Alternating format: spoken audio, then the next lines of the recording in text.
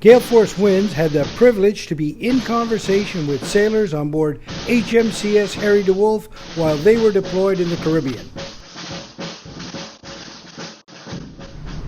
And welcome to another edition of Gale Force Winds, the Force-8 Hometown Edition, right here on board the beautiful HMCS Harry DeWolf, Canada's newest warship. And we are in conversation with sailors of the Royal Canadian Navy, and what a privilege it is. So Thomas, without further ado, why don't you go ahead and introduce yourself?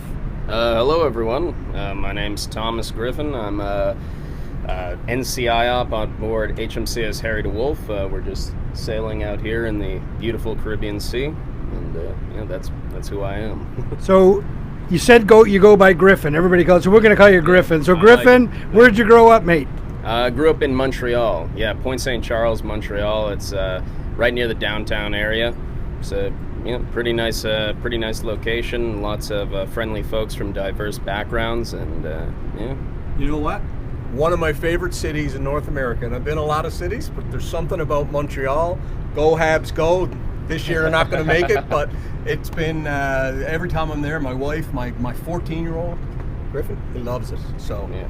And I'm not sucking up to all you people in Montreal. I'm just saying it's just such a cosmopolitan city. What a great place you grew up in. And here you are now on the ocean. Yeah, no, it's. I got a taste for a lot of exactly that, the cosmopolitan, the multiculturalism, and I wanted to travel, and the Navy was a great opportunity to do that. And yeah, I guess the depth of the culture in Montreal is really an incredible thing to experience firsthand.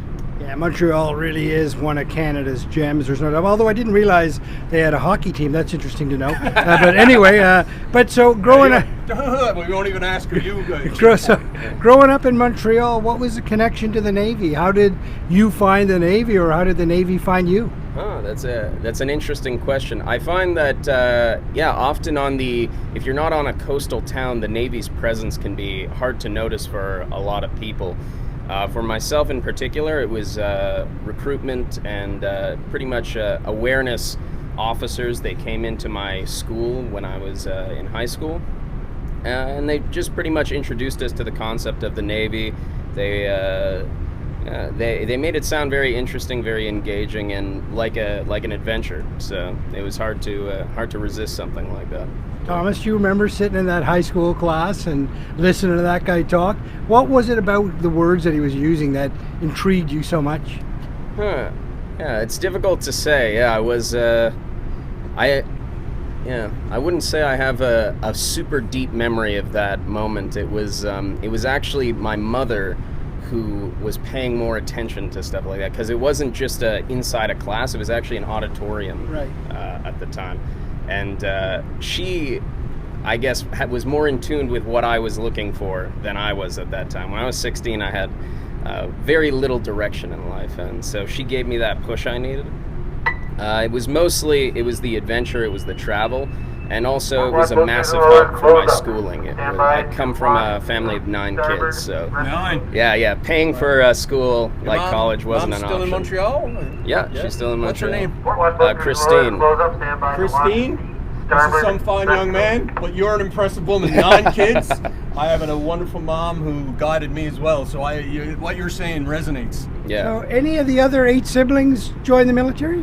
No, not. It wasn't really a part of our family history or family awareness. So I started it off, and a couple have expressed interest, but so far they've all been going their own way. We've been pretty much spreading out, doing our own things. How old is the youngest sibling? Right now she turned 18, and she's turning 19 in the next couple months. Yeah. Wow. Thomas, what do you do on board the ship? I'm an NCI op, so Naval Combat Information Operator. Okay, that sounds intriguing. What do you guys do?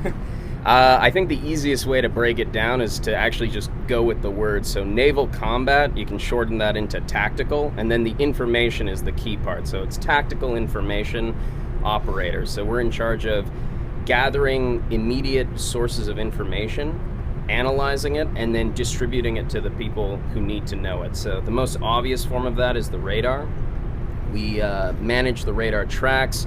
We track information that is relevant to these different contacts, maybe use secondary sources to bring in extra amplifying information. And then when the officer requires that information to make an important decision, we provide that information to them. And then that is the most basic form of our trade, and then it expands outwards into like air traffic control to what's called a operation room supervisor. It's pretty much the central hub of all the information within the room that is the central hub of an operation. Yeah, so we're very much in charge of controlling information flow. Thomas, I got to ask you a very serious question here. Have you been planted by the Canadian Forces Recruiting Group? Because your ability to articulate a very complex occupation down to that is phenomenal. So well done to you, mate. Listen, Thomas, what's your favorite part, or Griffin, what's your favorite part about being in the Navy? My favorite part? You know, a while back I would have answered the travel and the adventure, but after I was on Op Laser at the in 2020, and I think that I would have to say it's the active service. I think the ability to serve the Canadian people is extremely gratifying and how purposeful it feels. To know that my job is at times directly contributing to the well-being of Canadian citizens is an immense privilege, I think. Griffin, you bring a tear to a man's eye. There's no doubt about it. Jerry, your thoughts? Well, that's impressive, because Alan hasn't had a tear in about 45 years. Griffin, you know, the reason we're here, the reason we came here is because of what you just articulated. I've had a varied career, spent some time in the Naval Reserve, but reconnecting with the Navy and being able to stand here in front of you and listen to you say what you just said about serving your country. We are speaking on behalf of all Canadians. Thank you for what you're doing. Thank you very much. That means a lot. So Griffin, anything you want to say to the folks back home? And there's a lot of them. There are a lot of folks back home. I think they mostly know everything that I'd like to say to them. At least the people who. Oh wait, are we talking about my folks Your or folks. the general? Okay, Your folks. So my folks, I would just like to say that I'm feeling happy. I'm surrounded by some incredible people right now, and also the crew. And I know that they're doing well as well, and that's what matters most to me. So.